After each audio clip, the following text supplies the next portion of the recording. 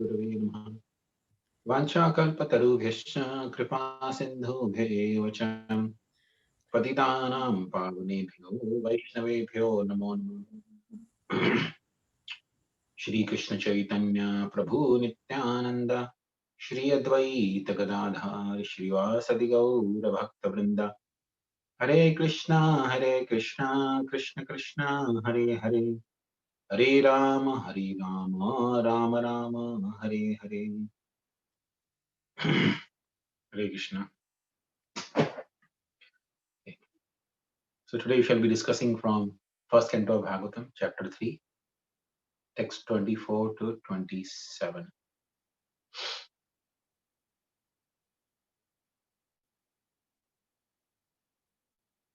Adi, I hope you had last 2 weeks because I wasn't there. So have you discussed further or any verses specific? No, Prabhuji. We are in continuation. We are right on the track. Okay. So text 24 says, Tata kalau sampravritte sammohaya suradvisham buddho namnanjana suta ki kateshu bhavishyati. Then in the beginning of Kali Yuga, the Lord will appear as Lord Buddha, the son of Anjana, in the province of Gaya, just for the purpose of deluding those who are envious of the faithful theist. So this verse is speaking about future. Now, of course, Lord Buddha appeared 2,500 years ago, but his Bhagavatam was compiled 5,000 years ago. So therefore, it says, Ki kateshu bhavishyati. Bhavishyati means in the future, the Lord will appear in the form of Buddha. Buddho namna Anjana Sutta. Buddho namna means by the name Buddha, and Anjana Sutta means his mother's name would be Anjana. So Lord Buddha appeared mainly for the purpose of Sammohaya Suradvisham. Moha means illusion, and Sammoha means to totally delude a person. So Sammohaya, to whom he wanted to delude? Suradvisham. This word is very significant. Sura means the devotees or the demigods. They are called Sura. And Dusha means who are inimical towards them. So those who are inimical towards the devotees or the demigods, they are called Suradvisham. So to bewilder such Suradvisham, people who are inimical towards the devotees, he will as Buddha and bewilder or delude such people.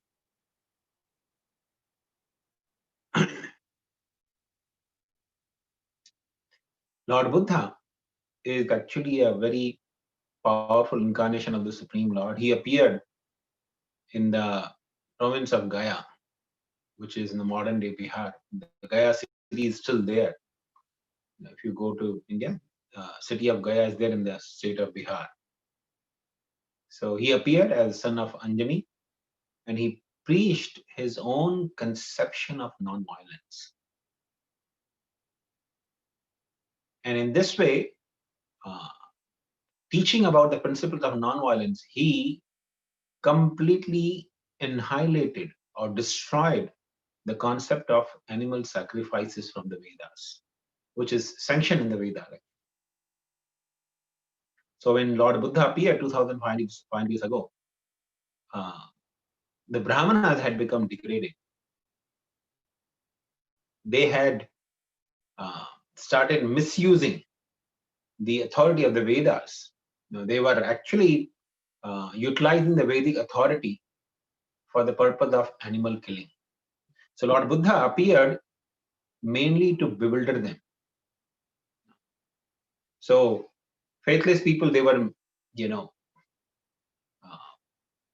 they were misusing the Vedas and killing or committing violence to the poor animals in the name of Vedic sacrifices. So These faithless people were made to believe in God in the form of Lord Buddha. So they were following the principles of Vedas, but they were more or less atheists. So Krishna says in Gita also, Yada yada hi dharmasya glanir bhavati bharata. Whenever is dharmasya glani, that means the principles of the religion, they are polluted. Glani means they are destroyed or polluted. Then the Lord appears. So Lord appeared as the Buddha simply to reestablish the principles of dharma. So he taught people to come to at least basics of the Vedic principles like non-violence, because people had become polluted. In the name of following the Veda, they were actually losing even the basic principles of non-violence. But in this way, the Lord Buddha, he made faithless people into faithful. Of course, he did this in his own way, which is was the need of the hour that time. But the philosophy that he preached is not very much appreciated or accepted by the Vaishnavas.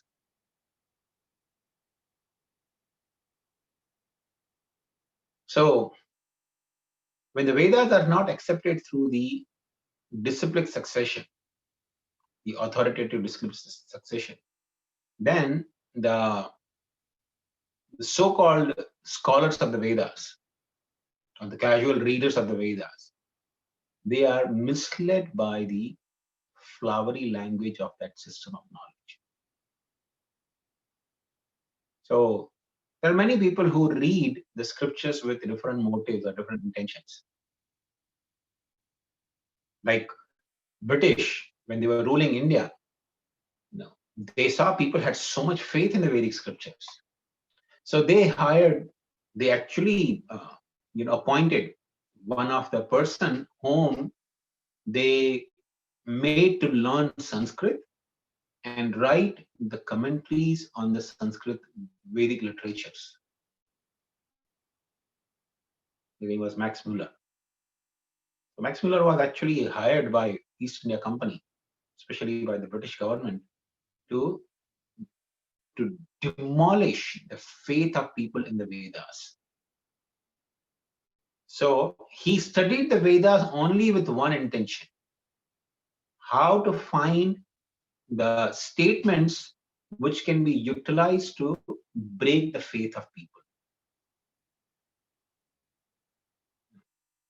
And of course, foolish people, especially in the Vedas, they said that a Shudra, because Max Muller was Shudra, lower than Shudra, such people should not even touch the Vedas. Forget about studying and commenting on the Vedas. They should not even touch the Vedas. The kings in the ancient time, they used to strictly deal with such people. If anyone would simply take the Vedic scriptures and try to read, they would be punished very seriously. We have, some examples from Ramayana and Mahabharata as well. In Ramayana, in Uttarakhand, there is an instance where there was one person. Actually, one time when Brahmana came at the court of Lord Ramachandra,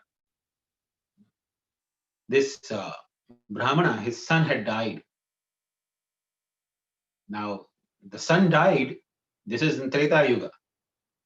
The natural course of life is the father should die first, the son should die next. That is the natural system. If the death happens systematically, that means the father will die first, then son will die. And even the sons, the eldest son should die first, then the next one, then the next one, and the youngest son will die the last. That used to be the system. So Prabhupada used to say that in Lord Ramchandra's ruling, even death was very systematic. So when the Brahmana's son died, he came to Lord Ramchandra's court and he said, "You are culprit. you are not ruling properly, therefore my son has died. Because I have not transgressed any principles of the Vedas. I've been strictly following my dharma, and yet my son is dead. That means you are the culprit. You are not ruling it properly. Lord Ramachandra, being accused in this way, he turned to the sages.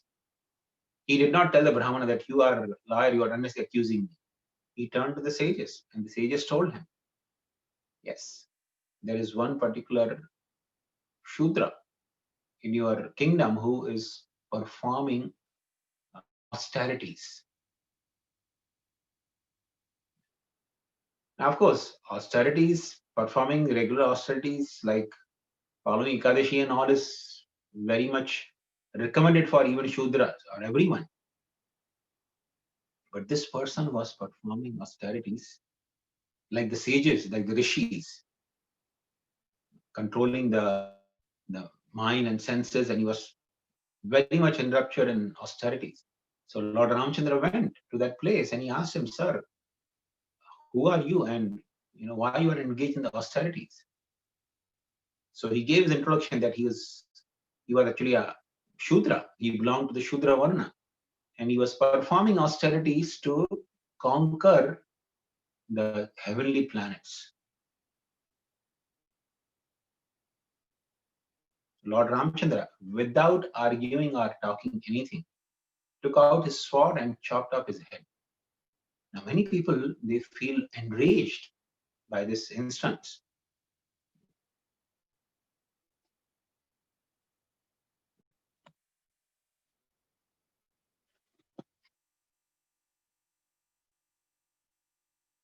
Sorry. So many people feel enraged by this, hearing this instance, that how Lord Ramchandra could do such a thing. This person was only performing austerities, but his intention was to conquer the heavenly planets. Now, see, it's very difficult to comprehend in today's day and age, but because we don't have appropriate rulers, we don't have the rulers or the kings who rule in a way that even the death should be systematic. In today's day and age, practically law and order also is like a puppet in the hands of politicians and rich people. So in such a scenario, it's very, very difficult to even comprehend what is the actual ruling, what is the actual administration called. So if a person of a Shudra means a person who's less intelligent, doesn't have much intelligence. If a person of Shudra's caliber takes to the kingdom of heavenly planets, he can create a total chaos in universal administration. Why? Just imagine, uh, not to stick the names, but if a person who takes to the administration of the country or a state, he can actually cause so much havoc. Like if a very influential person or a very powerful person, he has a lot of power but doesn't have much intelligence how to use that power, he can actually create so much harm to the masses. So if a person devoid of the administrative intelligence, devoid of the proper wisdom, takes to the ruling, becomes the king, he can actually create a lot of chaos. So Lord Ramchandra wanted to prevent that. If this person becomes successful by his performing his austerities, he takes to the ruling of heavenly planets. And practically, the king of heavenly planet is considered the king of the three worlds. That means he's also ruling the earthly regions. So, if a person who is of devoid of much intelligence, less intelligent class of person, he becomes administrator. what do you think he will do? He will only create chaos. So it is not actually very much appreciated. This kind of understanding is not very much appreciated because we do not have the good rulers now. It's very difficult to find the good rulers. Just imagine the country of India now.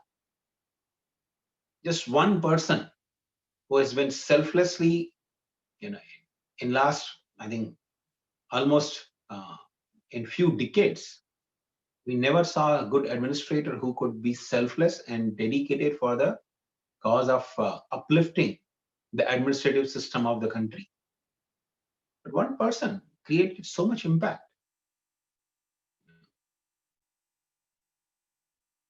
So far, whoever came, they were simply interested in creating more and more scams, scams after scams. So more or less plundering people's money, filling their own pockets, and then dying and leaving all the money behind. This is Shudra mentality. The Shudra doesn't think that when I die, I don't take anything with me. I leave everything behind. But I create only chaos. Just to accumulate more and more money, I leave chaos. Chaos for the whole country or for the whole people whom I was ruling, I was leading. So this is Shudra mentality. So such class of people, when they take to ruling, they can actually create chaos. So 5,000 years ago, 2,500 years ago, when Buddha was there, even the Brahmanas had degraded. They had become dull-headed. They were using the Vedas for simply purpose of exploiting and killing the animals. So foolish scholars of the Vedic literature who do not care to receive the transcendental message through the transcendental realized sources of disposition are sure to be bewildered. So therefore, all the Brahmanical class, they were bewildered. And Lord Buddha appeared. He wanted to remove the bewilderment and especially put a full stop to the animal sacrifice. So if he wanted to put a full stop to the animal sacrifice, and if he would have accepted the Vedic literature, and people would say, well, Vedic scriptures say that, you can perform the sacrifice, why you're stopping it? So therefore he rejected the Vedas. The purpose of Vedic scripture is to understand who is the Supreme Lord, what is the individual soul, what is this whole creation, what is our role in this creation, and what is our relationship with each other, with our relation with God, our relation with this world's relation with God, to understand all these relationships and act accordingly is the purpose of the Vedic text.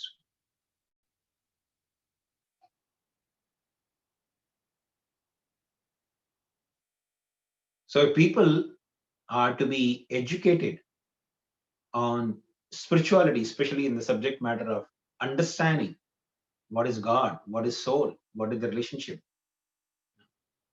They must stop animal killing. Srimad Bhagavatam actually says a person who is Atmaha cannot appreciate spiritual subject matter. Nivritta tarsha upagiyamana bhava aushadat shrota manobhirama yad uttama shloka gunanuvada puman virajit vina pashughna. Shukdev, the Parishad Maharaj says in the 10th canto of Bhagavatam that nivritta tarsha, if a person wants to be nivritta means renounced, nivritta tarsha, all the hankerings that we have in this world to enjoy different things. So nivritta tarsha pagiyamana, the person wants to be truly liberated from the material contamination, then he should take bhava aushadha. He should take the bhava aushadhi. Aushadhi means medicine, and bhava means repetition of cycle of birth and death. So he should take the medicine which is meant to cure the disease of repetition of birth and death. And this medicine is, Bhavashada Shrotra Manobhirama. This medicine is not some tablets. This medicine is sound vibration. Hari Katha, or hearing the glories of the Supreme Lord. So that sound vibration, Shrotra Manobhirama, when it is heard, it is very pleasing to the mind. Bhavashada Shrotra Manobhirama, Yad Uttama Shloka Gunanuvada. So this Uttama Shloka Gunanuvada, the glories of Uttama Shloka, Lord Hari or Krishna, is actually the Aushadhi. So who will not take this Aushadhi? Puman Virajit. There will be some people who will reject this Aushadhi. Virajit means who will reject it. And who are those people? Pashugna. Those who are the killers of the animals. So especially people who indulge in animal killing, they cannot appreciate the spiritual teachings very much. And of course, Pashugna also means a person who is killer of the soul, means impersonalist. Because they don't want any personality. They want to merge. Everything should become one with the Supreme Absolute Truth. They are also considered Pashugna. That means they are bent upon committing spiritual suicide. So animal killers and impersonalists, they cannot appreciate the spiritual subject matter.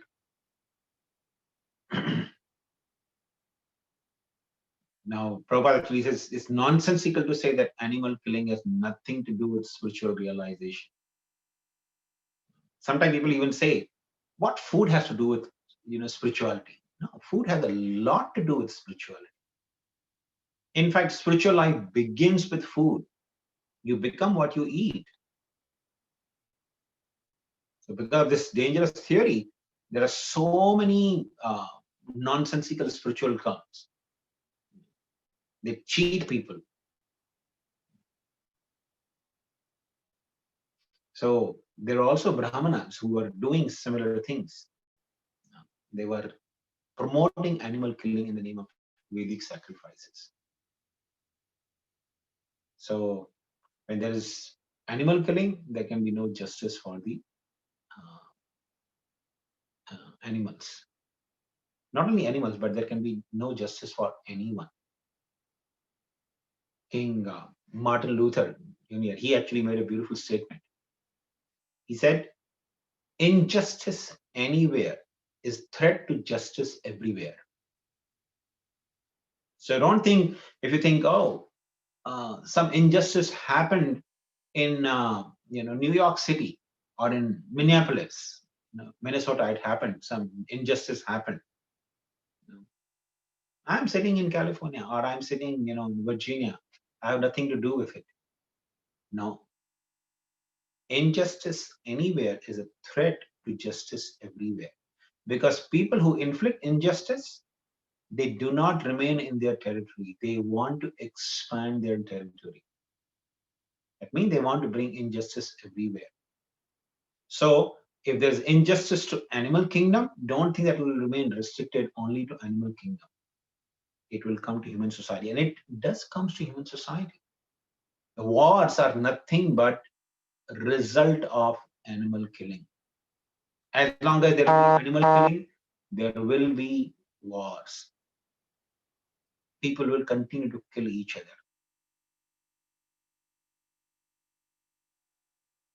So Lord Buddha appeared as the act of mercy. Lord Buddha's philosophy is called atheistic, because there is no acceptance of God, there is no acceptance of soul, and the system of philosophy is denying the Vedic authority. But this is actually the act of compassion by Lord Buddha. So though he actually rejected the authority of Vedas, but he was successful in putting a full stop to the animal sacrifices. So in this way, Lord Buddha, he actually created a background Because the Lord Buddha and Acharya Shankar paved the path of theism, and Vaishnava Acharya, specifically Lord Sri Chaitanya Mahaprabhu, led the people on the path of towards the realization of going back to God.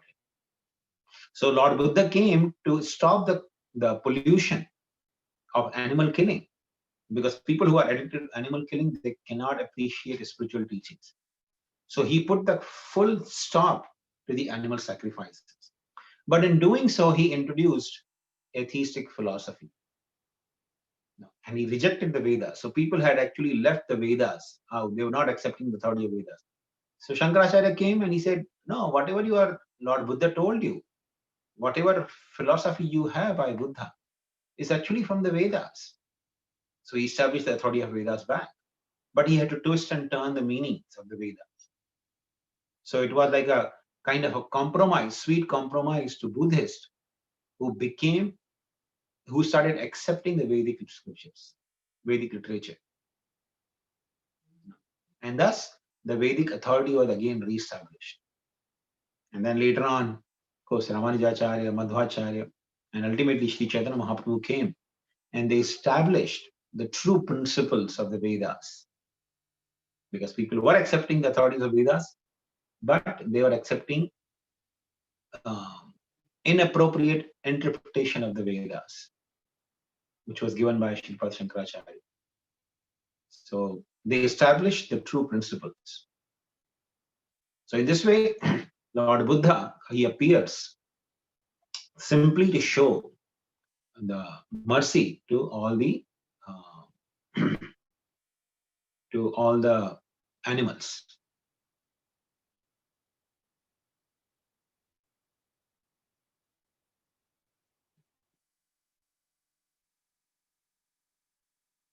Okay. We go to text 25. Athasau yuga sandhyayam dasyu prayeshu rajasu janita vishnu yashaso namna kalke jagatpati.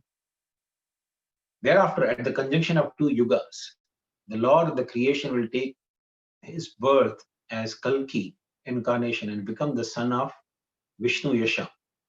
At this time, the rulers of the earth will have degenerated into plunderers. And that we already see now. The rulers have already become like plunderers. Their only business is how to do plundering. But it'll actually become much more intense and unbearably, corrupt. So at that time, Lord Buddha will appear. Lord Kalki will appear. Lord Kalki will come and he will destroy all such rulers who will mainly be of two categories. They will be Mlechas and Buddhas.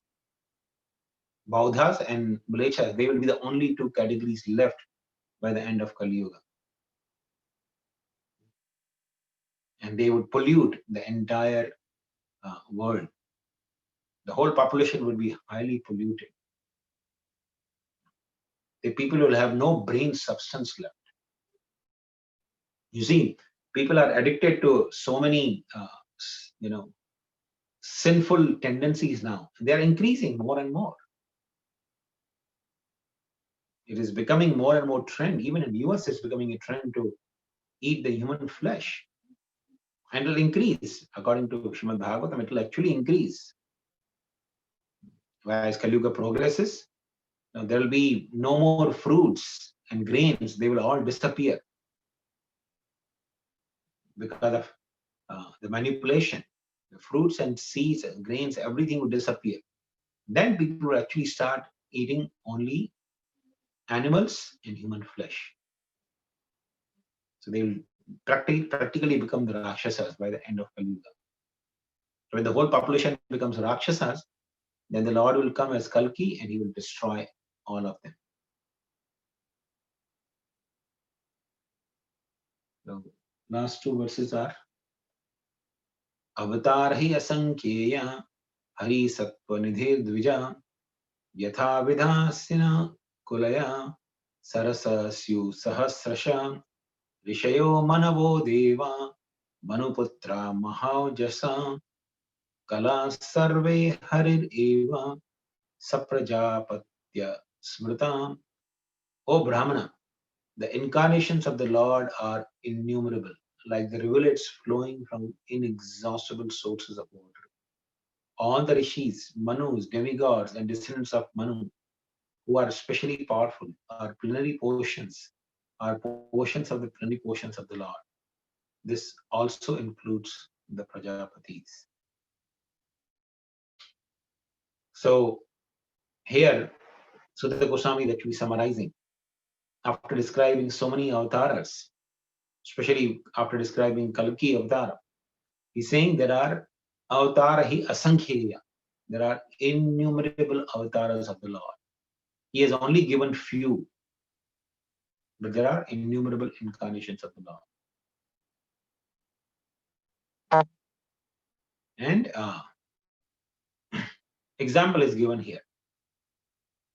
Sarasa Syu Sahasrasha, like the rivulets flowing from inexhaustible source of water. It is believed that in the northern regions, especially in Himalayas, there is a sarovar called Manas Sarovar. And that Sarovar is source of all the holy rivers like Ganga, Yamuna, Saraswati, and Godavari, and not Ganga, Yamuna, Saraswati, and Sindhu. All these holy rivers that originate from Himalayas, they come from that one water body.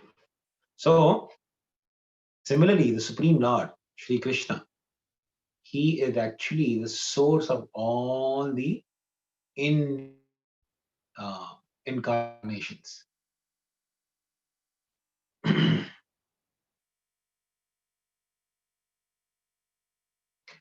From this verse, it's very clear. This list of the incarnation that was given by Sutta Goswami is not complete. The Lord is exhaustible source of innumerable incarnations, which are not always mentioned. So even in Srimad Bhagavatam, we don't have all the incarnations of the Lord mentioned. In fact, there is no reference also for many of the incarnations.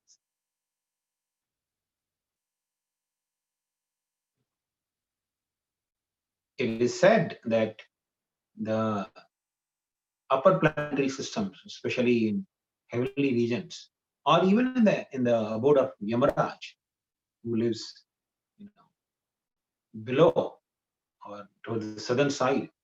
So their Lord Yama also has Srimad Bhagavatam, but that Srimad Bhagavatam is much more bigger, much bigger, and there are practically incarnations in every species of life. We don't have access to that Srimad Bhagavatam, but the demigods, the Srimad Bhagavatam they read is actually inexhaustible.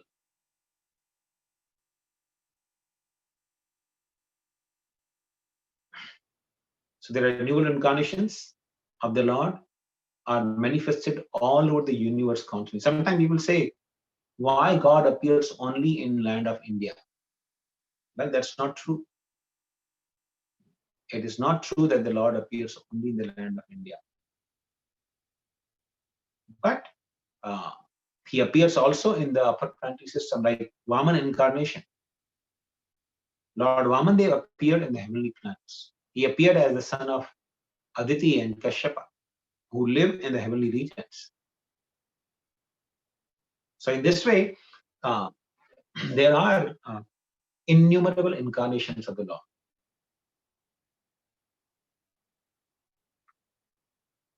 And those who are comparatively less powerful are called Vibhuti. So there are different categories of incarnations of the Lord.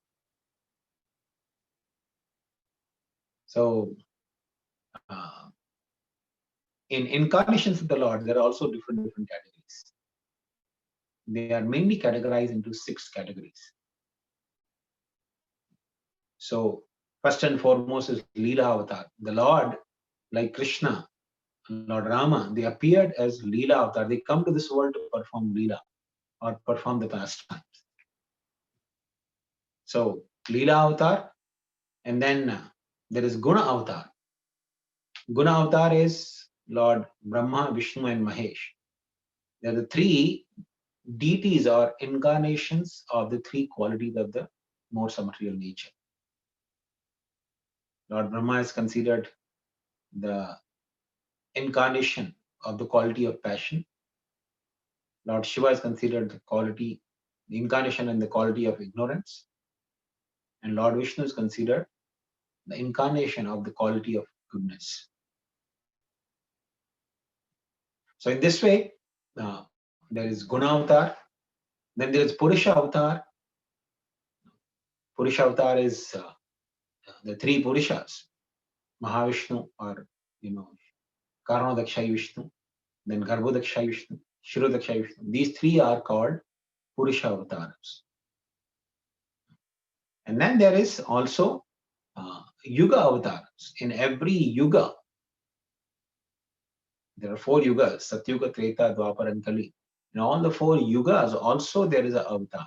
Like Lord Chaitanya is Yuga avatar for Kali Yuga. And then there is also Manvantara avatar.